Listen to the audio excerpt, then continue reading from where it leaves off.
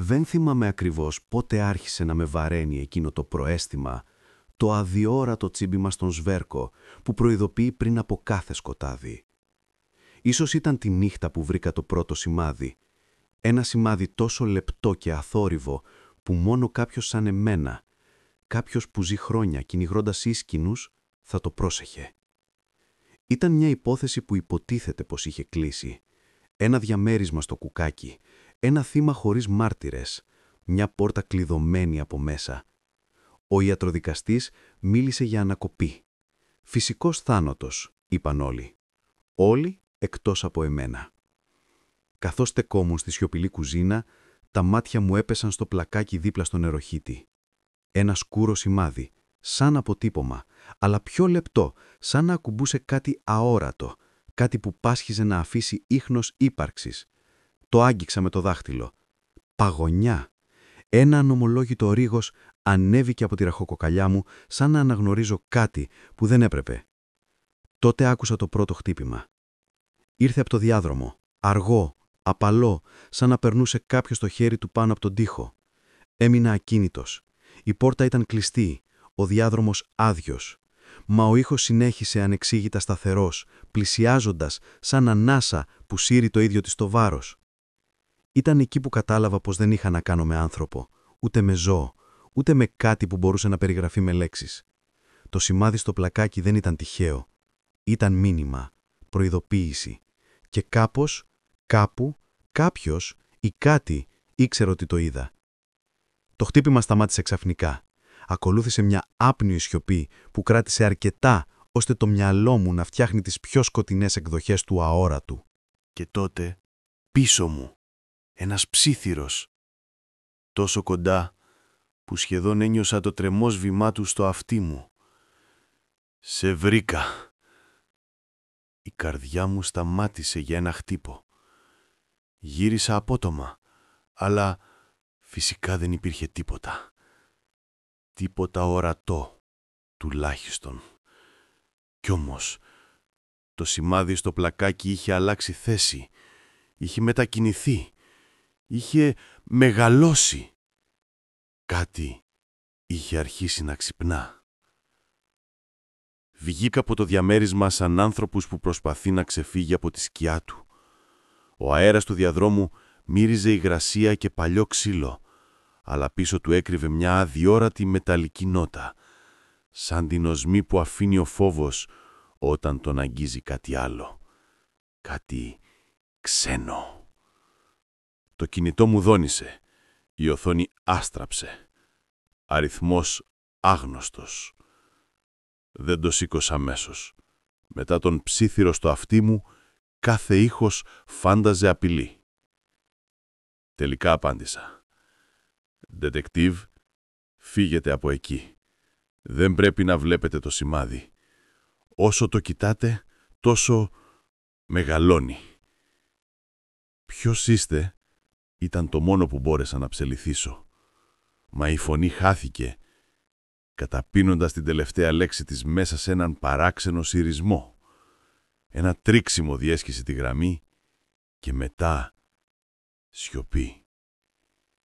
Μόνο που η σιωπή δεν έμεινε μόνη για πολύ. Πίσω μου, από το κατόφλι του διαμερίσματος που μόλις είχα αφήσει, ακούστηκε ένας νέος ήχος. Σαν βήματα, μα όχι ακριβώς. Σαν κάποιος να άφηνε το βάρος του στο πατώμα, όχι με πόδια, αλλά με κάτι πλατύτερο, ίσως νοθρό, σαν να απλώνονται. Έκανα μερικά βήματα προς το ασανσέρ. Κάθε βήμα μου συνόδευε ένα δεύτερο, μια μίμηση που ερχόταν από πίσω μου με μισού δευτερολέπτου καθυστέρηση. Κι όσο εγώ επιτάχυνα, τόσο ο άλλος ρυθμός γινόταν πιο σίγουρος, πιο σταθερός. Πίεσα το κουμπί του ασανσέρ με τρόπο που πρόδιδε πανικό. Η πόρτα άργησε να ανοίξει. Πολύ, τόσο που ένιωσα την ανάσα του κτηρίου να βαραίνει γύρω μου, σαν να ταλαντευόταν από κάτι μεγάλο και αόρατο μέσα στους τοίχους του. Και τότε, ακριβώς πίσω μου, στο σημείο που άρχιζε το δάπεδο του διαμερίσματος, άκουσα έναν ήχο που δεν θα έπρεπε να υπάρχει. Σαν δάχτυλα, πολλά δάχτυλα, να χτυπούν απαλά το πάτωμα, σαν πρόσκληση, σαν κάλεσμα. Έστρεψα το κεφάλι μου ελάχιστα. Δεν είδα τίποτα. Όμως το πάτωμα ήταν παραμορφωμένο, σαν να είχε πατηθεί από βάρος που δεν έπρεπε να έχει, σαν να έλειωνε για μια στιγμή και να ξαναπάγωνε στη θέση του. Η πόρτα του ασανσέρ άνοιξε επιτέλους. Μπήκα μέσα χωρίς να κοιτάξω ξανά. Ή τουλάχιστον έτσι νόμιζα, γιατί λίγο πριν κλείσουν οι πόρτες είδα μια σκιά στον τοίχο του διαδρόμου. Η δική μου. Και δίπλα της μια δεύτερη, ψηλότερη, παραμορφωμένη. Αδύνατο να υπάρχει, αφού δεν υπήρχε τίποτα για να τη ρίξει. Μέχρι που η δεύτερη σκιά κινήθηκε πρώτη. Οι πόρτες του ασανσέρ έκλεισαν απότομα τη θέα της δεύτερης σκιάς, μα η εικόνα της είχε ήδη σφινωθεί μέσα μου, σαν αγκάθι που δεν σε σκοτώνει, μα δεν σε αφήνει ούτε να αναπνεύσεις. Το ασανσέρ άρχισε να κατεβαίνει. Αργά, πιο αργά από όσο έπρεπε. Στους καθρέφτες των τοιχωμάτων είδα το είδωλό μου να διπλασιάζεται, να τριπλασιάζεται, να χάνεται μέσα σε θολές αντανακλάσεις. Μα σε μία γωνία, μόνο σε μία, κάτι δεν τέριαζε. Το είδωλό μου είχε γυρισμένη την πλάτη. Δεν ήμουν εγώ. Πλησίασα αργά τον καθρέφτη. Οι λάμπες τρεμόπαιζαν, σαν να πάλευαν να κρατήσουν το φως τους ενάντια σε κάτι που το ρουφούσε. Το είδωλο συνέχισε να στέκεται ακίνητο, στραμμένο από την άλλη πλευρά, σαν να παρακολουθούσε κάποιον που δεν μπορούσα να δω. «What are you looking at?» μουρμούρισα χωρίς να το θέλω, μα η φωνή μου ακούστηκε ξενική, πιο βαριά από το συνηθισμένο. Το είδωλο ανασάλευσε, σαν να είχε ακούσει, σαν να ήθελε να απαντήσει. Ένα αχνό χαμόγελο άρχισε να σχηματίζεται στο πίσω μέλος του κεφαλιού του, εκεί όπου δεν θα έπρεπε να υπάρχει στόμα, όχι με δόντια, μόνο με μια λεπτή, ακατανόητη καμπύλη δέρματος που δεν υπάκουε στη λογική της ανθρώπινης ανατομίας. Το ασανσέρ ξαφνικά τινάχτηκε, το φως έσβησε, σκοτάδι. Ένα απόλυτο καταπιεστικό σκοτάδι τόσο πυκνό που ένιωσα να ακουμπά το δέρμα μου σαν υγρή κουβρέτα. Και εκεί, μέσα στο απόλυτο τίποτα, άκουσα έναν ήχο. Ένα σύρσιμο, όχι έξω από το ασανσέρ, μέσα. Η ανάσα μου κόπηκε. Άπλωσα το χέρι αναζητώντας το τείχομα, μα κάτι ψυχρό, κάτι που με υφή που θύμιζε ύφασμα και νερό ταυτόχρονα, ακούμπησε το δάχτυλό μου πριν καν το αγγίξω. Το τράβηξα απότομα, μα ο ήχος με ακολούθησε, μετακινούμενος από γωνία σε γωνία, σαν μικρά βήματα που ανεβαίνουν στους τοίχους. Το ασανσέρ ξανάναψε με έναν ηλεκτρικό τρεγμό. Και τότε είδα. Το είδωλο στον καθρέφτη δεν ήταν πια στραμμένο από την άλλη. Ήταν κολλημένο στο τζάμι, το πρόσωπό του παραμορφωμένο, επίπεδο σαν μάσκα. Τα μάτια του, δυο σκοτεινές κοιλίδες, με κοιτούσαν από απόσταση αναπνοής, παρότι το σώμα μου στεκόταν αρκετά βήματα πιο πίσω. Και στο σημείο που θα έπρεπε να είναι το χέρι του, υπήρχε το σημάδι. Το ίδιο που είχα δει στο διαμέρισμα, μόνο που τώρα δεν ήταν απλώς αποτύπωμα. Ήταν σαν χέρι που προσπαθούσε να ξεκολλήσει από τον καθρέφτη, να περάσει μέσα στο ασανσέρ, να αγγίξει εμένα. Το ασανσέρ έφτασε στο ισόγειο με έναν βρόντο. Οι πόρτες άνοιξαν, μα το χέρι συνέχισε να κινείται. Και τότε κατάλαβα πως δεν είχε μείνει πίσω. Είχε ήδη περάσει. Βγήκα στο ισόγειο σαν να ξεπηδούσα από πνιγμό. Ο αέρας της πολυκατοικίας έμοιαζε καθαρός, σχεδόν υπερβολικά καθαρός, σαν κάποιος να είχε σβήσει κάθε ίχνο ζωής για να αφήσει μόνο εμένα και το άγνωστο να αναπνέουμε το ίδιο κενό. Κοίταξα πίθω. Το ασανσέρ ήταν άδειο. Ο καθρέφτης γαλήνιος όπως θα έτρεπε να είναι. Μα το δέρμα μου ακόμη έκαιγε στο σημείο όπου με είχε αγγίξει εκείνο το ψυχρό πράγμα. Σαν ένα αποτύπωμα χωρίς χύμα να πάλονταν κάτω από την επιδερμίδα, να προσπαθούσε να απλωθεί. Έκανα μερικά βήματα προς την έξοδο. Οι λάμπες στο διάδρομο τρεμόπαιξαν καθώς τις προσπερνούσα. Όχι όλες, μόνο αυτές πάνω από το κεφάλι μου, σαν να αντιδρούσαν σε μια παρουσία που τις πίεζε. Και έπειτα άκουσα αυτόν τον ήχο. Ένα τριχοειδές κλικ, σχεδόν ανεπαίσθητο, σαν κάποιος να τραβούσε με τον ήχη του ένα λεπτό σκοινί, έτοιμο να κοπεί. Ή σαν το στιγμιαίο άνοιγμα ενός στόματος, πριν το ψίθυρο. Έμεινα ακίνητος. Ο ήχος επαναλήφθηκε. Από το ταβάνι αυτή τη φορά. Κοίταξα ψηλά. Για μια στιγμή, μόνο μια, είδα κάτι να γλιστρά ανάμεσα στα καλώδια και τις ολυνώσεις. Μια σκοτεινή γραμμή, σαν σκιά που λιώνει και ξανασχηματίζεται. Κι ύστερα χάθηκε, σαν να μην υπήρξε ποτέ. Μα το κλικ συνέχισε, πιο ρυθμικό τώρα, πιο κοντά. Ένιωσα τον λαιμό μου να στεγνώνει. Έστρεψα το βλέμμα μου στην είσοδο της πολυκατοικίας. Η γυάλινη πόρτα ήταν λίγα βήματα μακριά. Αρκούσαν 5 δευτερόλεπτα για να βγω. Το κλικ ακούστηκε πίσω μου. Ένα παιδί θα είχε τρέξει. Ένας έντρομος άνθρωπος θα είχε ουρουλιάξει. Εγώ απλώς γύρισα αργά το κεφάλι. Στο πάτωμα, ακριβώς πίσω από τις φτέρνες μου, υπήρχε ένα δεύτερο σημάδι. Ίδιο με εκείνο στο διαμέρισμα. Μόνο πιο καθαρό, πιο συμπαγός, σαν να είχε σχηματιστεί από κάτι που στάθηκε εκεί για ώρα. Μα αυτό δεν ήταν το χειρότερο. Το χειρότερο ήταν πως το σημάδι παλόταν, με ρυθμό. Με το ρυθμό του κλικ. Τότε συνειδητοποίησα πως ο ήχος δεν ερχόταν από τους τοίχους. Ερχόταν από μέσα στο σημάδι. Σαν ένας χτύπος καρδιάς που δεν ήταν ανθρώπινος.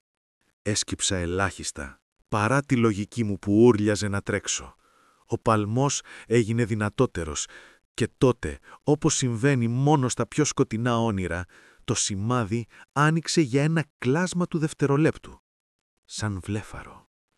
Και από μέσα άκουσα έναν ψίθυρο, μια φράση στην ίδια ραγισμένη φωνή που είχα ακούσει στο τηλέφωνο.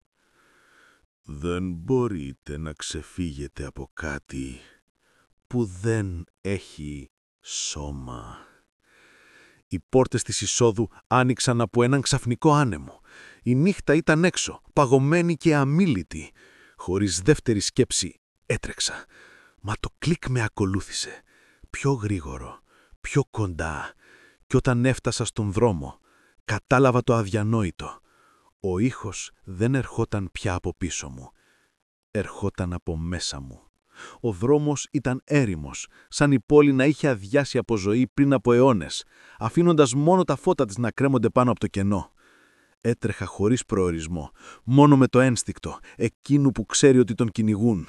Όμως όσο κι αν επιτάχυνα, το κλικ δεν άλλαζε ρυθμό, δεν απομακρυνόταν, δεν πλησίαζε. Απλώς συντόνιζε τον χτύπο της δικής μου καρδιάς. Εστάθηκα κάτω από μια καμένη λάμπα. Η ανάσα μου έβγαινε κομμένη, όχι από την εξάνδληση, από εκείνη την αίσθηση ότι κάτι είχε φωλιάσει μέσα στο σώμα μου, όχι σαν παράσιτο, αλλά σαν σκιά που αποφάσισε ότι ήθελε δέρμα για σπίτι της. Έβαλα το χέρι μου στο στήθος. Ο παλμός μου ήταν άτακτος, άλλος ρυθμός από εκείνον που άκουγα, σαν να υπήρχαν 2 καρδιές μέσα μου. Η δική μου και η άλλη, η ξένη. Το κλικ έγινε πιο έντονο. Τόσο έντονο που σχεδόν μπορώ να πω ότι το ένιωσα κάτω από τα δάχτυλα, σαν κάτι να χτυπούσε από μέσα, ζητώντας έξοδο. Ένα αυτοκίνητο πέρασε μακριά. Οι προβολείς του έγλειψαν τον τοίχο ενός κλειστού μαγαζιού. Και τότε είδα την αντανάκλασή μου στη βιτρίμα. Μόνο που δεν ήταν δική μου. Το είδωλο στην τζαμαρία είχε το κεφάλι ελαφρώς γερμένο, σαν να με παραπηρούσε από μια περίεργη οπτική γωνία, όχι αυτή που είχα εγώ. Η ώμη του ήταν πιο ψηλή, η σκιά του μακρύτερη και στον λαιμό κάτι σαν μια σκοτεινή φλέβα που ανέβαινε προς τα μάτια. Πλησίασα αργά. Το είδωλο δεν αντέγραψε την κίνηση. Έμεινε ακίνητο, στατικό, ανεξάρτητο. Κι ύστερα, χωρίς προειδοποίηση, μου χαμογέλασε. Δεν χαμογέλασα, Το χαμόγελο άνοιξε περισσότερο, τόσο που η αντανάκλαση έμοιαζε έτοιμη να σκιστεί στα δύο. Το δέρμα της εικόνας τεντώθηκε σε γωνίες που δεν μπορούσαν να υπάρξουν σαν ανθρώπινο πρόσωπο. Και τότε, από βαθιά μέσα στο γυαλί, άκουσα μια φωνή. Μια φωνή δική μου, μα όχι η δική μου. «Δεν μπορείς να τρέξεις από αυτό που ήδη σε φορά».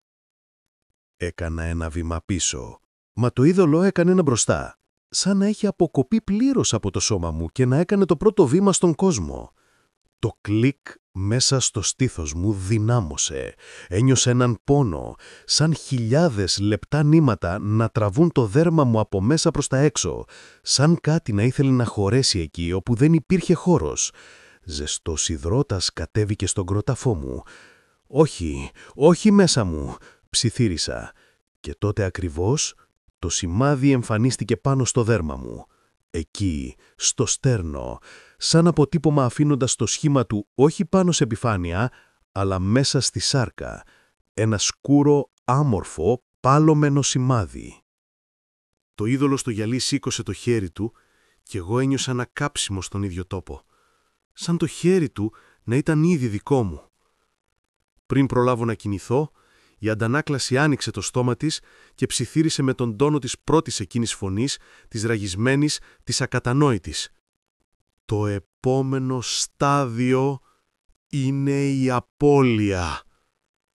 Η φωνή έσβησε και με μια σπασμωδική αναλαμπή φωτός το είδωλο εξαφανίστηκε. Η βιτρίνα έδειξε μόνο εμένα, τρομαγμένο, μισοσκυμμένο και με το σημάδι πάνω στο στήθος να πάλεται σαν ξένη καρδιά. Και τότε, για πρώτη φορά, ένιωσα το βάρος του αόρατου δολοφόνου, κάτω από το δέρμα μου. Το βάρος κάτω από το δέρμα μου απλώνονταν αργά, σαν μελανιά που δεν είχε χρώμα, μόνο θερμοκρασία. Κάθε ανάσα μου έμοιαζε δανεική, κάθε παλμός ένας ξένος βηματισμός μέσα στο ίδιο μου το σώμα. Το κλικ δεινόμονε. Όχι πια σταθερό, τώρα έμοιαζε να αλλάζει ρυθμό ανάλογα με τις σκέψεις μου. Όσο φοβούσαν γινόταν γρηγορότερο, όσο προσπαθούσα να συγκεντρωθώ γινόταν βαθύτερο, σαν αντίλαγος από πηγάδι. Ήξερα ότι δεν μπορούσα να μείνω στο δρόμο. Έπρεπε να πάω κάπου που τουλάχιστον θα μπορούσα να σταθώ, χωρίς να περιμένω τη σκιά μου να με προδώσει. Η πιο κοντινή λύση ήταν το γραφείο μου, λίγα τετράγωνα μακριά. Έτρεξα, ή μάλλον παραπάτησα με τρόπο που δεν αναγνώριζα, σαν το σώμα μου να ήθελε να πάει προς άλλη κατεύθυνση, αλλά αναγκαζόταν από εμένα. Ένα βήμα που στα δεξιά ήταν δικό μου. Το επόμενο, όχι. Ήξερα ότι δεν ήταν.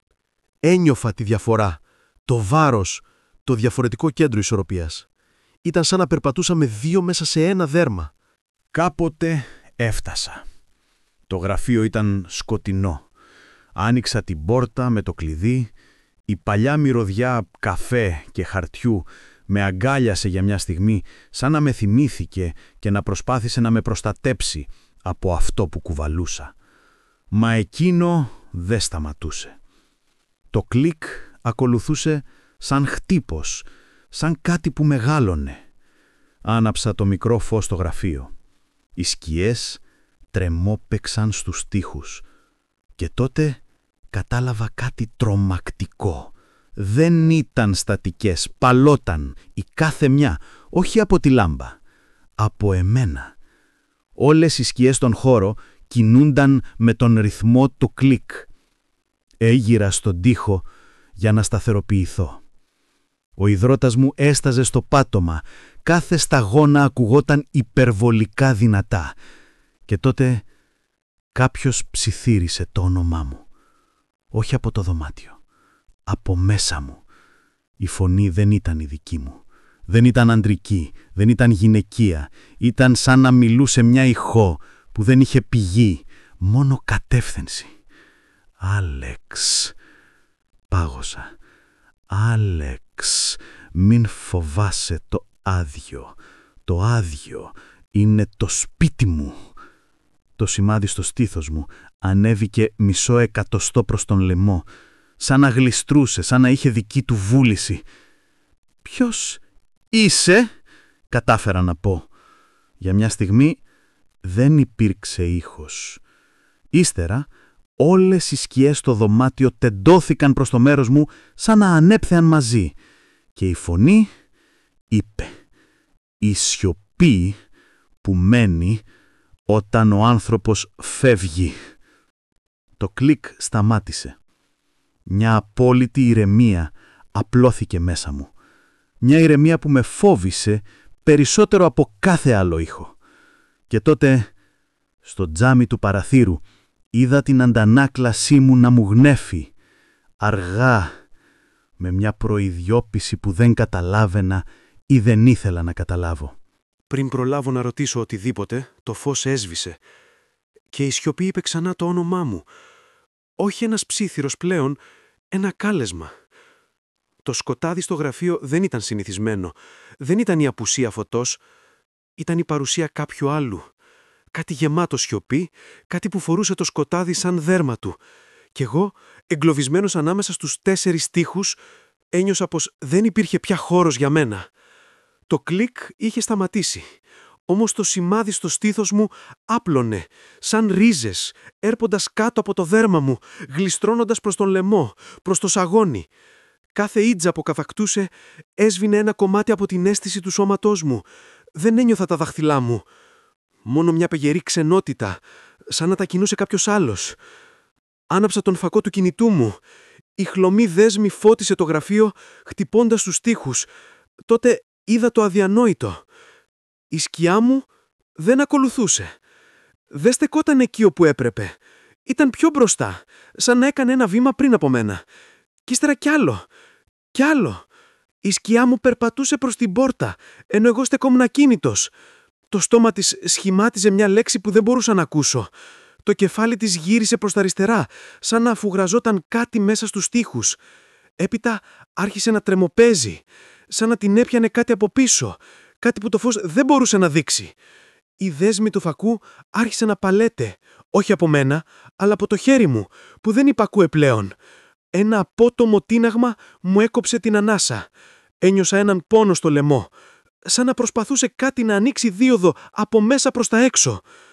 Και τότε η σκιά μου ξάφνου σταμάτησε. Το κεφάλι της γύρισε προς εμένα, όχι στρεφόμενο, αλλά ξεδιπλωμένο, σαν να είχε κρυμμένη μια δεύτερη κίνηση που περίμενε μόνο αυτό το σκοτάδι για να γεννηθεί. Το φως του κινητού έπεσε πάνω στο πρόσωπό μου και τότε είδα στο παράθυρο την αντανάκλαση του σώματός μου να χαμογελά. Την ίδια στιγμή η σκιά σήκωσε το χέρι της. Κι εγώ το ένιωσα, όχι σαν κίνηση, αλλά σαν εντολή, σαν διαταγή που δόθηκε από μέσα στο σημάδι. Έκανα ένα βήμα προς τη σκιά μου. Δεν το ήθελα, δεν το επέλεξα. Το σημάδι είχε ανέβει πια ως το λαιμό.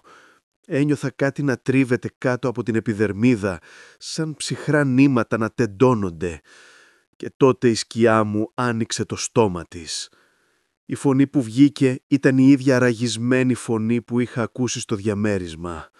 Η φωνή που ήξερε το όνομά μου.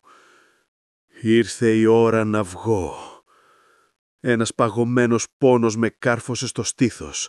Τα γόνατά μου λύγησαν. Έπεσα με τα χέρια στο πάτωμα. Το σημάδι άρχισε να διαστέλλεται απότομα. Όχι πλέον σαν ρίζα, αλλά σαν στόμα που άνοιγε μέσα στο δέρμα μου, χωρίς να το σκίζει. Και τότε, πίσω από μένα, άκουσα το κλικ.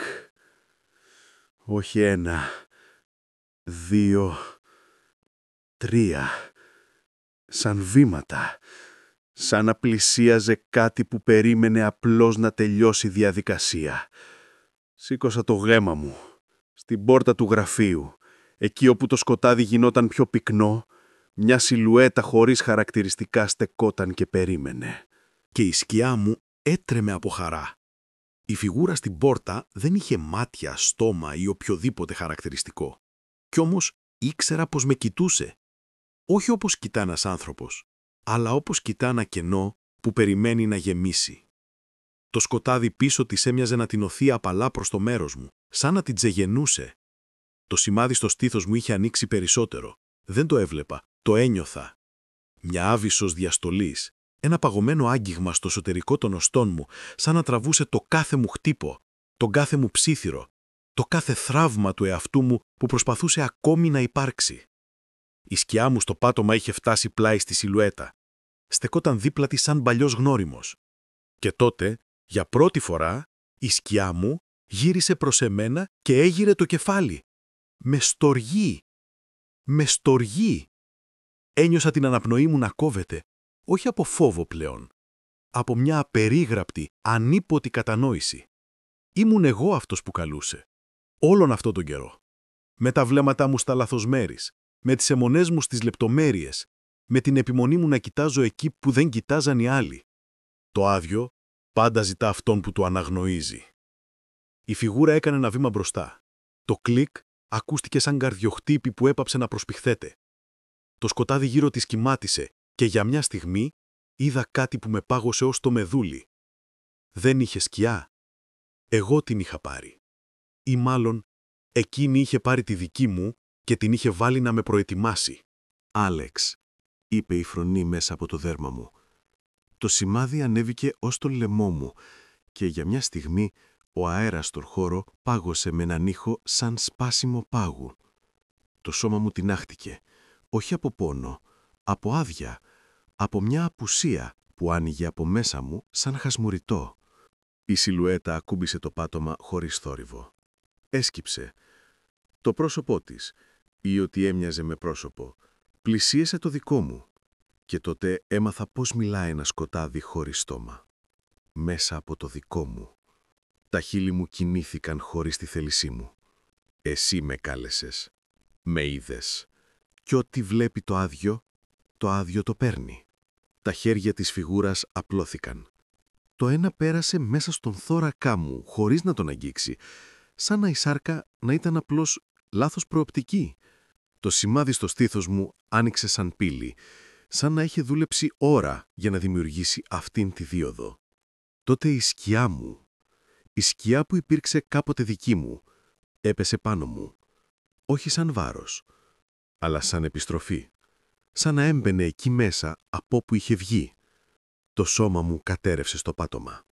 Για λίγα δευτερόλεπτα ησυχία. Κι ύστερα, καθώς η φιγούρα υποχωρούσε πίσω στο σκοτάδι της, άκουσα την τελευταία πραγματικά ανθρώπινη ανάσα που βγήκε από το στόμα μου. Όχι δική μου. Του άλλου. Σηκώθηκα αργά. Το φως του γραφείου τρεμόπαιξε πίσω μου. Οι σκιές σιωπούσαν. Δεν υπήρχε πλέον κλικ. Δεν υπήρχε παλμός ξένος. Υπήρχε μόνο ένα σώμα. Το δικό μου. Και μια σιωπή που το φόρεσε άψογα. Κοίταξα το τζάμι του παραθύρου.